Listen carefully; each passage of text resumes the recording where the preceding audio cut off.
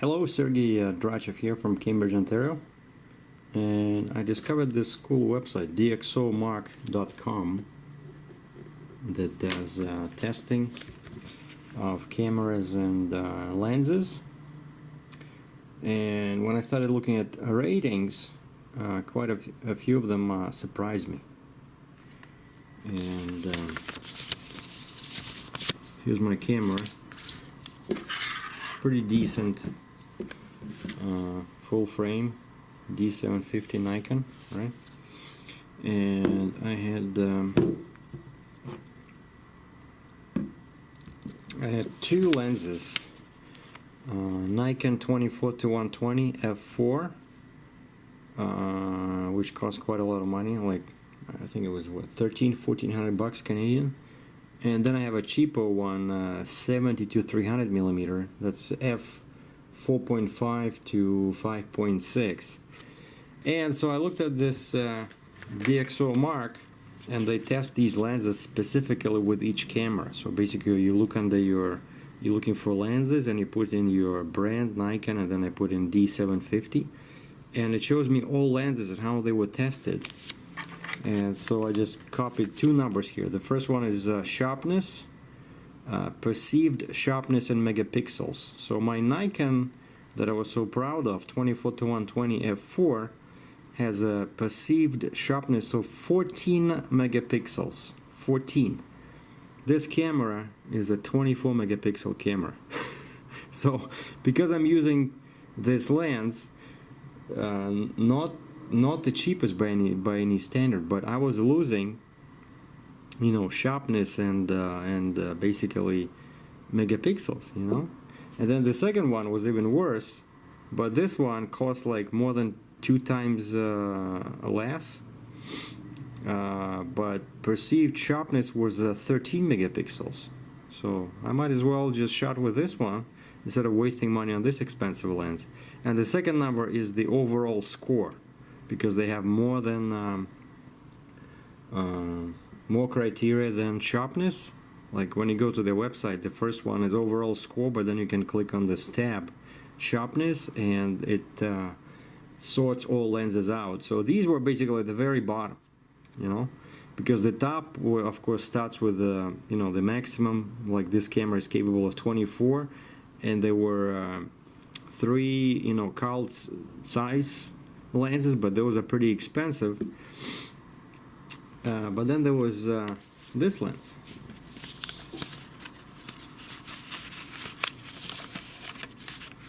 Sigma 35 millimeter f1.4, and I checked the price. It wasn't too expensive. So this lens had a perceived sharpness of 22 megapixels and the overall score of 39.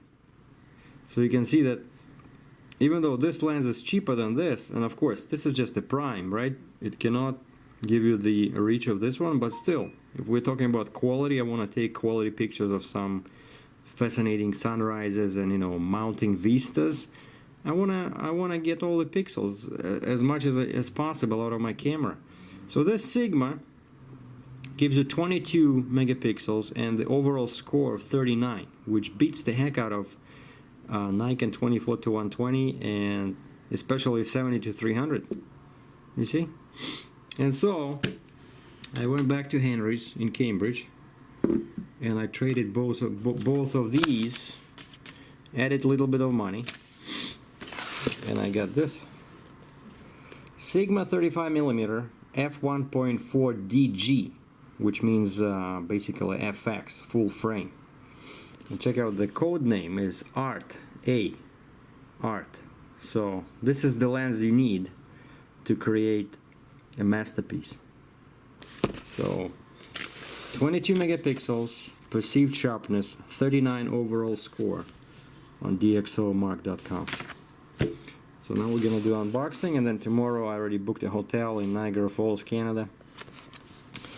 I'm gonna go there and shoot some pictures. Alright, I haven't opened it yet. Let's see what's inside the box. By the way, it comes with 7 years warranty. 7. the salesman told me that this is the longest warranty offered by compared to other manufacturers. Well, and the first thing I'm looking at is something in French. Okay, your new Sigma product is guaranteed under the Gentek International Warranty against manufacturing defects for 7 years. Huh. See, cool. Already something interesting. Sigma America's limited warranty. Okay. Alright, but what else do we have here?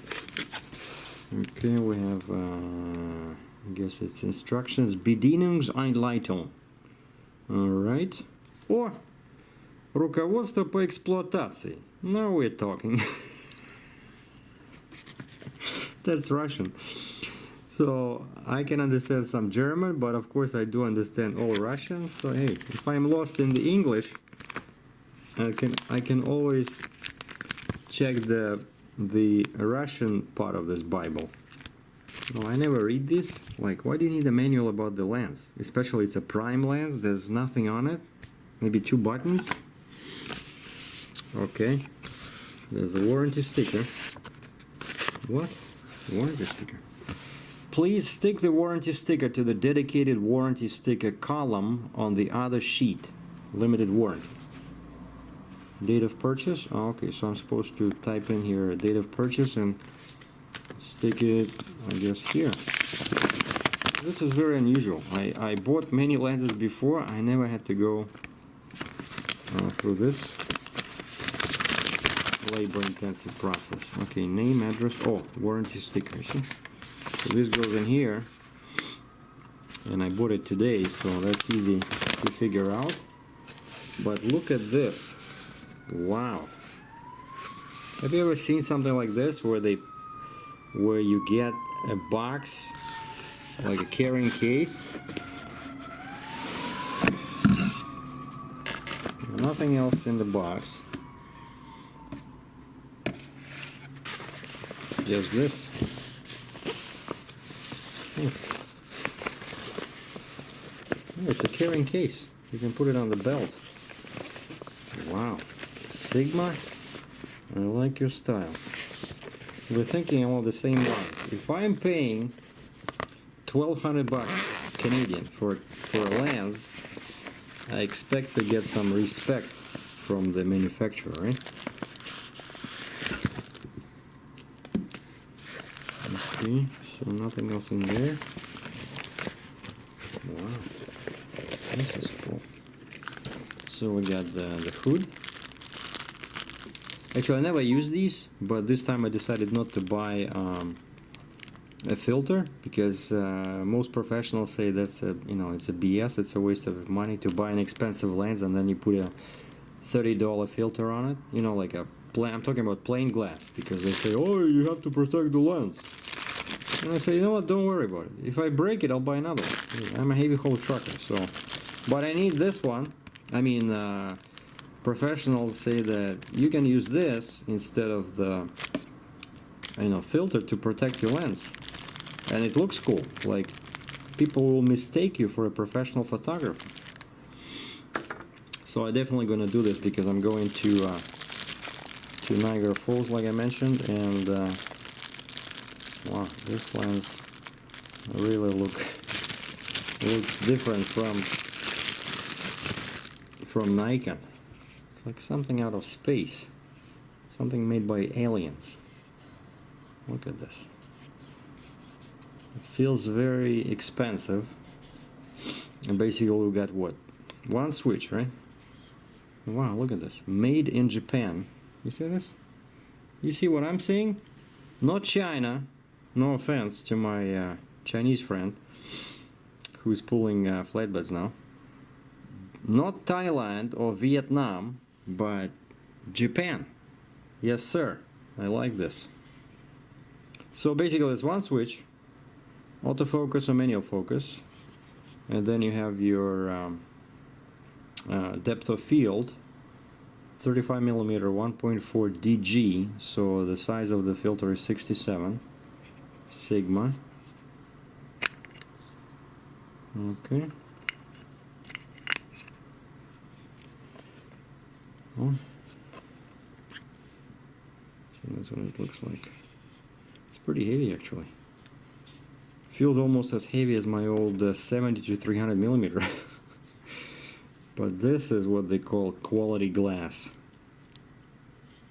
Well, that was a quick unboxing of Sigma 35mm f1.4 DG Art lens, and test shots will follow tomorrow. Thanks for watching. I'm Sergei in Cambridge, Ontario.